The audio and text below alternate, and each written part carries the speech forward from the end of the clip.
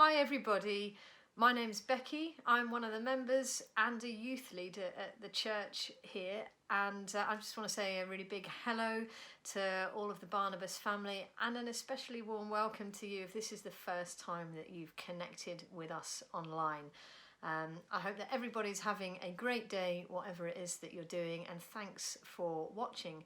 I'm really excited to be sharing with you on the next part of our Philippians series. This is part 3, and today we're talking about humility, which is a really exciting topic because it is central to the character of Jesus, and as his followers we want to be like him, so it's really exciting for us to look at this, and I hope that you'll be blessed and encouraged by it.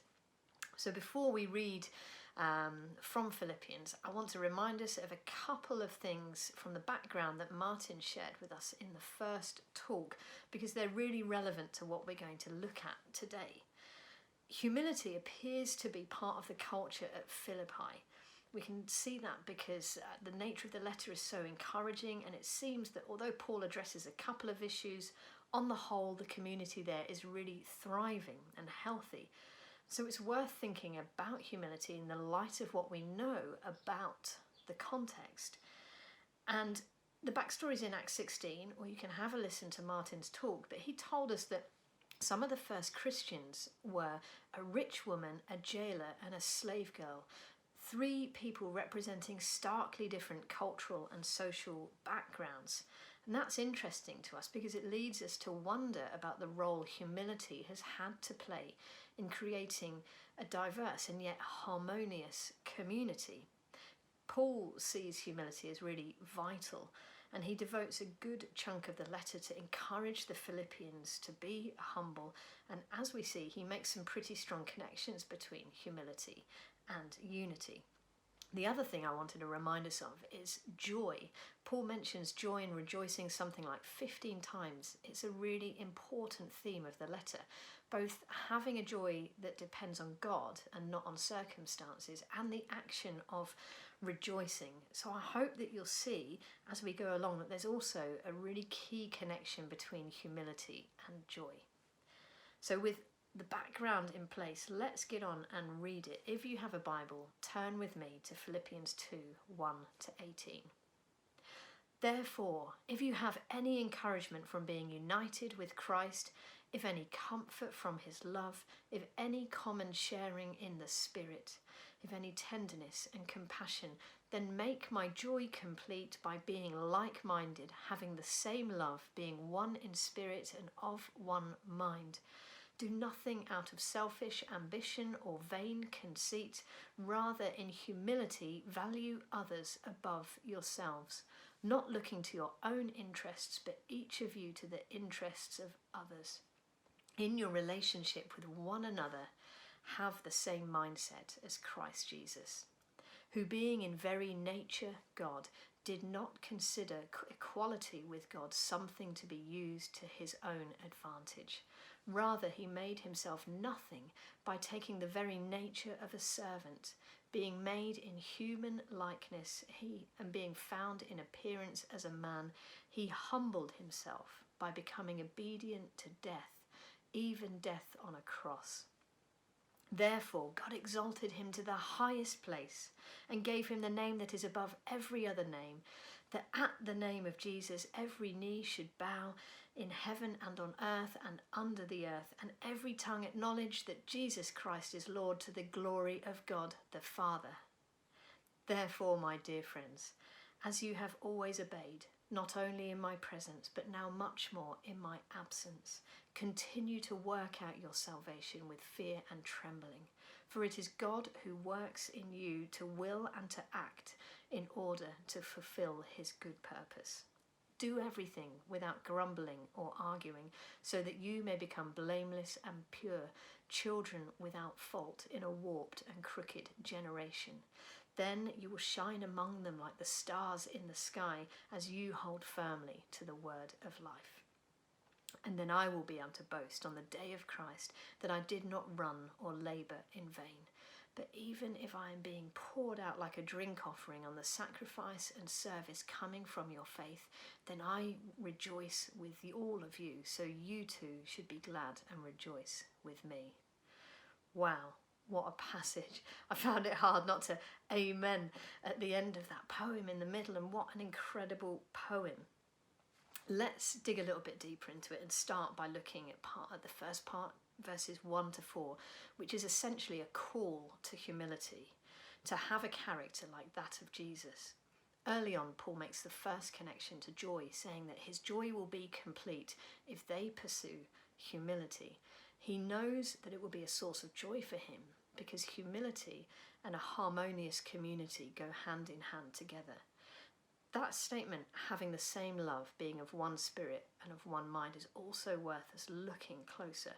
The word for love used here describes the love God has for his son Jesus and for us, his people, and it's the same love we're to have for him and for each other. The phrase one spirit and one mind essentially boils down to this: harmonious agreement. Paul is not naive about people, and he knows the diversity of the community in Philippi. People don't think and behave the same. People have different worldviews. They disagree. But Terry reminded us last week about Paul's perspective when it comes to life, death, and the gospel. From that, we can see that Paul was determined and single-minded about his goal to preach Christ. I think the way Paul sees it is like this: if we are also single-mindedly, completely focused on Jesus, we'll have a lot less to disagree about. And we could talk about disagreement because it's important to learn to do that well in any community. But that's not the main point here. The main point is that we are in harmony and agreement when it comes to Jesus, the gospel, and to sharing in Christ together. Paul then goes on to deepen this challenge of humility with some hows. Value others above yourselves, not looking to your own interests, but each of you to the interests of others. That's quite a big deal. I think it's important to note that Paul doesn't consider that people don't value themselves. It's taken for granted that they do. Therefore, it's not a challenge to neglect yourself because you're so focused on other people, but it is a challenge to see that serving and loving others isn't just an optional kindness that you add on once you've taken care of yourself. It's at the very essence of our relationship and our life with other people. Going back to the first verse, these rhetorical statements that Paul states are like a fertile soil from which radically humble and unified community can grow. We don't have time to go into them, but we do need to know that they are all ours. Being united with Christ, experiencing his love and compassion, these are the gifts we have freely received. So we have what we need in order for humility to grow. To sum up this section, just like the Philippians, we also are called to be humble. And humility is the means to a community that is characterized by harmony and agreement. In verses 6 to 11, we have this incredible poem or hymn, which is quite possibly one that would have been familiar to the Philippians. And it's got this wonderful theology of Jesus in just a few sentences. The first thing we come to is a nod to the first humans in the Garden of Eden. When the tempter came to them, he suggested that if they ate from the tree, they would become like God. The first humans grasped at equality with God for their own advantage, and humankind has done so ever since in all manner of ways. But Jesus, who was truly equal with God, there from the beginning of creation, laid down his status completely and did not use it for his own advantage, which is just incredible. The next thing we see is Jesus' humility in the nature of his birth, emptying himself of status to be born as a human, and then his death, enduring the ugly death of a criminal. He surrendered his own will to God's for the sake of the world. Olivia, age 7, who's one of the younger people in our church, asked me the other day what humility meant, and so I explained to her, and I asked her a question back: how do you think Jesus was humble? And this is what she said word for word: Jesus died on the cross for us because he loved us, and he didn't want to die, but he did the right thing because he was thinking about us. The final thing to note from the poem is that it's an echo of the suffering servant poem in Isaiah 52 and 53, which is worth reading sometime. In 52 verse 13, about Jesus, it says this: he will be raised up and highly exalted. It talks of Jesus' ascension, his return to power and glory at the right hand of God. Jesus emptied himself of status, and then God raised him to the highest status possible, that every knee should bow and every tongue confess that Jesus Christ is Lord. The poem presents Jesus to us as our example in humility, and we are to imitate him. So at this point, it's worth asking how, because we certainly can't imitate his birth, and hopefully we won't imitate his death, but we can imitate his life. Jesus taught and demonstrated humility. In his teaching, he said things like this: I am gentle and humble of heart, and whoever wants to become great must be a servant. He demonstrated it by his actions. His compassion and servant-hearted interaction with people are all over the Gospels, welcoming children when his disciples thought him too important for them, not seeking fame or reward when he performed miracles. But perhaps most profoundly it's seen when he bent to wash his disciples' feet, the Son of God washing the feet of his friends. And that act is even more striking when you think that at that time he was coming under attack and under pressure, preparing for his death. And yet instead of defending himself or resisting, he chose to humble himself in order to teach his disciples that they should do the same. Moving on now to the last section of the passage, verse 11 to 18. This is the bit where Paul comes back to the how and why. And this time it's a different sort of how. Paul writes, continue to work out your salvation with fear and trembling. We don't achieve or earn our salvation. It's a free gift of grace. Paul is talking about the outcome of our salvation, becoming more and more like Jesus.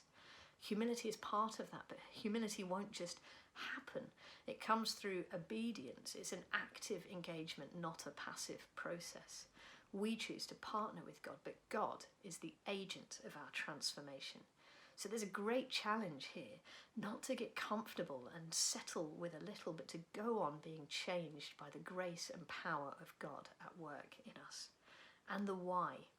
Once again, Paul grounds humility in the context of community and harmony. Do this without grumbling or arguing, because humility and harmony will make you stand out in the world. Paul then makes a reference to Daniel 12, verse 3, which says, those who are wise will shine like the brightness of the heavens, and those who lead many to righteousness like the stars forever and ever. He's connecting the why to our eternal destiny. This is our reason to be humble. And perhaps it's in our humility that we may become wise and be those who lead many to righteousness. I hope you'll agree with me that this is an incredible passage. The call to humility is an important for us as it was to the Philippians. It's an essential part of our discipleship. There's various other reasons you can find reading the Bible as to why humility is so important, and we don't have time to cover them all, but there's two that I'd like to share with you. It's a source of joy. You may have heard Jesus described as a man of sorrows and acquainted with grief, and that's certainly true, but he was also the most joyful person. In Hebrews it says he exceeds all humanity in his joy. Basically, he's happier than anyone else who's ever existed. And it's hard to picture him as grumpy or miserable when you read the Gospels. When you read about him going to dinner with outcasts or hanging out with society's rejects or even washing his disciples' feet, I can't help but imagine him finding joy in doing those things. And there's joy even in humbling experiences. Paul writing this letter, he was a total activist, and being stuck in house arrest was a humbling experience for him, and yet he keeps on talking about joy and rejoicing. So it's not only possible to be humble and joyful, it's an increase of humility that will lead to an increase of joy. And the second reason that I want to share is from 1 Peter, where it says that God opposes the proud but shows favour to the humble. To be in God's favour is a good enough reason by itself, but Peter goes on to say this, that God will lift up the humble in due time. That is a wonderful promise to trust in, and what an encouragement for us as we reflect on that poem. As God was so faithful to lift up Jesus, he is also faithful to lift us up. So we have some pretty strong reasons as to why humility matters to us as followers of Jesus, and hopefully you're convinced if you weren't already. This stuff may be very familiar to many of us, but it's still so good to be reminded, as Paul saw it essential to remind the Philippians. We remind ourselves so that we can encourage and motivate ourselves and each other. So now we're going to go on to start thinking about what humility means in our context, and then look at some really practical ways that we might learn to grow in it. So here's my definition of humility. Humility is an honest view of ourselves and an accurate view of God. Let's keep that in mind as we look at it in more detail, starting with what humility is not. False humility and self-deprecation is pretty common to us as humans. But false humility is actually a messed up form of pride. People use it to avoid the guilt they feel about being successful by playing their successes down so that other people will boost their ego for them. But if we have a right understanding of our worth in God and a healthy assessment of our abilities, then we don't need to have our ego boosted. We can be confident in who we are and content with who we're not. The fear of being proud or arrogant is another great challenge to humility. It's really good to be self-aware and to avoid the hazards of pride, but if fear governs us, it will mess us up. We'll not be able to embrace the gifts and abilities that we have, and then we'll end up prone to judging and thinking badly about other people who are confident. If we embrace our strengths and we're also willing to acknowledge our weaknesses and our need to depend on other people and on God, then we can be confident and humble at the same time. And Paul really gets this. He's happy to boast that he's giving his best to the life that God has set before him. I watched a film the other day with these two high-flying investors, and they were engaged in an argument, and one realises he can't win with logic, so he points out that he's worth some ridiculous amount, like $3 billion, and asks the other investor what he's worth. And as I watched this dialogue, a question arose in my mind: what am I worth? My first thought was, well, not $3 billion or anywhere like it, but then I thought, I'm made in the image of God, and I'm worth the Son of God dying so that I could have life, and so are you. And you cannot ascribe greater worth than that. If we can know our worth in God and grasp at the same time that we are not like him, we are finite, sinful, vulnerable human beings, then we're heading somewhere towards humility. Pride has always been part of human nature. And the letter to the Philippians was written to a place with a strong Roman identity. Pride would have had its own nuances in their time, just as it does in ours. And there are many messages that we receive from the culture in which we live. One message that's especially strong in our culture is that we need to make our mark on the world and be someone significant. Another message is that there aren't enough resources to go around, so you need to get ahead and take hold of what you need, even if it means treading on others to get there. Whether you agree with those messages or not, they do exist. The problem with them is that left unchecked and without God, they lead to people glorifying themselves at the expense of others, which is pride at its worst. I want to clarify that I don't think it's bad to want to make your mark or to do or be something significant. Ambition in itself isn't an evil. And Paul writes in verse 3, do nothing out of selfish ambition. Selfish is the negative word there. So we don't need to throw ambition away, but we do need to learn to distinguish between selfish ambition and godly ambition. And one way that we can do this is to weigh our values and motives against God's and align ours to his. To comment on the second worldview that I mentioned, it's easy to believe that resources are scarce, that there's not enough room for everybody to succeed, and perhaps there's some truth in that. But as followers of Jesus, we must remember that we follow an abundant God. All of the resources that we have come from him in the first place, and there are clear promises in the Bible that he is able to meet our spiritual and material needs. I was reading the story the other day of when Jesus fed the 5,000. And before he did this, his disciples had been so busy on the mission that he had sent them on that they'd barely had time to eat. So when Jesus suggests this idea, they're really reluctant about feeding thousands of people with their limited resources. Yet after Jesus miraculously multiplies the bread and feeds all of those people, they collect in 12 baskets of bread, one each. And there's more to that story for sure, but it really struck me that Jesus was teaching them a lesson that if they look after others, he will not fail to look after them. The antidote to the pride-driven narrative of our culture is this: glorifying God at the expense of myself. If we submit our wills to God's, live from godly ambition for the benefit of others, then that is truly humility.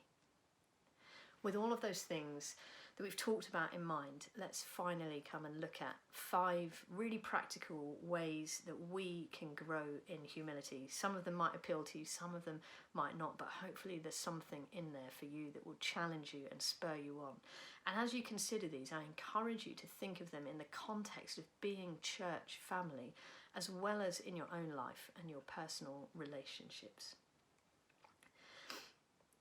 First one, honest self-assessment, taking a deep look at humility in your life. In the book The Ego is the Enemy, Ryan Holiday describes a healthy ego in this way: humble in our aspirations, gracious in our successes, and resilient in our failures. How is your ego, and when did you last really check it? You can do this alone, but it's even better in relationship. Chris Vallotton described the friends to whom you've given permission to speak into your life and who have the courage to do so as a gift from God. And that's because others can see the blind spots that we ourselves don't often see. If you don't have relationships like that in your life, then I encourage you to look for opportunities to develop them. And we have a tool with attributes of humility that I think will be really helpful if you want to reflect on this by yourself or with friends. So we'll make that available via email and in the midweek group notes. My second point is being teachable. Mistakes and failures are inevitable, but they can be our friends if we're willing to see them as opportunities for growth. And it's even true to say that trials, disappointment and suffering can help us to grow into humility too. So we've already noticed when Paul writes this letter of encouragement and joy during a time of imprisonment. Quoting Chris Vallotton again, he says this, that trials don't create the condition of our hearts, they reveal what's already there. I do agree with him, but I would add this, that if we're paying attention to our hearts, then we have an opportunity to grow in response to what we discover. If we find humility, grace, forgiveness, patience, resilience, then we can lean into those things and more deeply into God. But if what's revealed is pride, anger, bitterness, then we have an opportunity for transformation, to turn away from them and towards God. I'd like to share a couple of personal examples with you of how I've been growing over the years in this area. Some of you will know I'm involved in outdoor pursuits, and a good few years back I used to be pretty proud of how much I could cram into a week or any given day. Tough expeditions, physical graft, long hours of work. And I had adopted this really foolish saying, which I'm pretty embarrassed about now. And I'd use it to try and impress people when they would, with how busy I was. You sleep when you're dead. And it's utter nonsense and probably quite offensive, really. But I actually bought into that on some level, and I felt like I needed to be productive or achieving all the time. And sometimes I still do feel like that. But a few years ago, we had some health issues in our family, and then I personally had some health issues which affected my energy and fitness. And I had to let go of a lot of the work that I found my identity and I found meaning in. And it was only in that time that I became aware of this achievement-driven arrogance in me. And so I made a choice, and that choice was to recognise that God is infinite and I am finite, and to recognise that rest isn't just a necessary thing, it's a gift from God. And I shifted my priorities and my behaviours in line with that thinking, and it's been so good for me to do so. It's taught me humility. Another example, which is definitely a work in progress, is that I've always been a bit hard to teach, I think perhaps because I enjoy being right. I wanted to do alpine mountaineering, but I never wanted to go on a course to learn it. I made the excuse to myself that it's too expensive, but really it's because I didn't want to be a client when I'm a leader.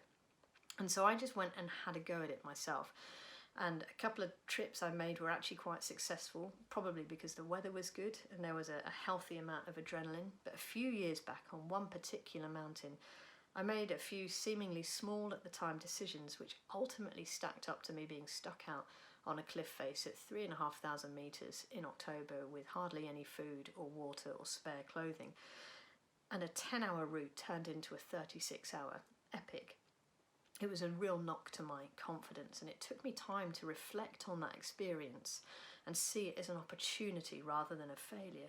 But one of the most important realisations I'd made was that I had been unteachable.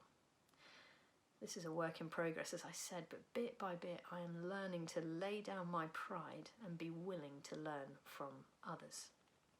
My examples are very much my own, but you will have experiences, and you'll go on having experiences that shape you, that are opportunities for growth. And the challenge to all of us is this: are we open to being teachable throughout our lives, especially in times of difficulty or when we experience failure?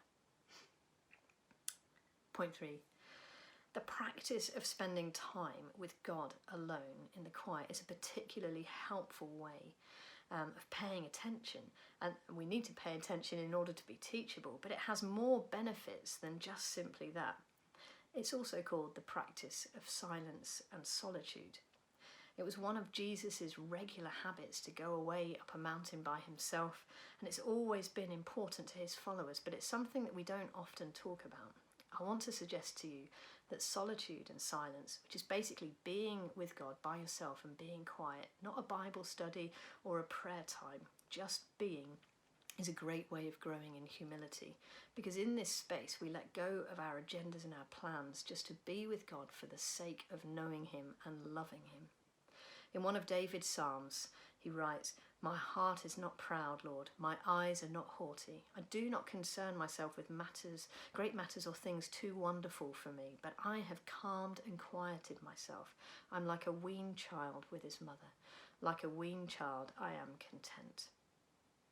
Silence and solitude is super simple because all you need is to be by yourself and to meditate on God without filling all the space up with words. Perhaps just focusing on a simple verse or a line like, "You are faithful, Lord." But it's also really tricky because we are easily distracted. If you don't yet do this, I encourage you to try it. You might only manage a minute or two at first, but that is okay. Over time, you learn to become quiet and calm and content in his presence, and that is a posture of humility. If you are a fidget though, and this idea sounds awful or impossible, then go and do it outdoors. It's equally as good in its own right to go for a walk, notice the beauty of God in the things around you. It can be a really humbling experience when we notice the awe and majesty of the Creator God in a beautiful sunset or a powerful wave or a tiny delicate flower. We're aware of God's otherness and infiniteness, and that is humbling. My fourth point, rejoice. In 1 Thessalonians 5:16-18 it says, "Rejoice always, pray continually, and give thanks in all circumstances. Celebrate often and give thanks daily, even on the bad days." Being thankful gives value to another person or to God for doing something that you could not or did not do for yourself. And it's really easy to do. Just start by saying thank you to God and to people often. Don't just be the one who does kind things for others, but allow people to do things for you so that you have an opportunity to be grateful. It's harder if you're independent. If you're independent, you need to learn to rely on other people and not just on yourselves. Not only will it increase humility, it will also increase your joy. And this last one is perhaps the most important. We'll spend a few moments longer on it. Practice humility with others. It doesn't really mean anything if you're humble all by yourself. Humility is truly revealed in the context of relationship. Thinking back to the diversity of the Philippians church, we can see that humility is essential if we are to have unity between all types of people. And right now in our world, in our country, our town, and even in our church, we need that more than ever. So here are a few thoughts on being humble in the context of relationship to others.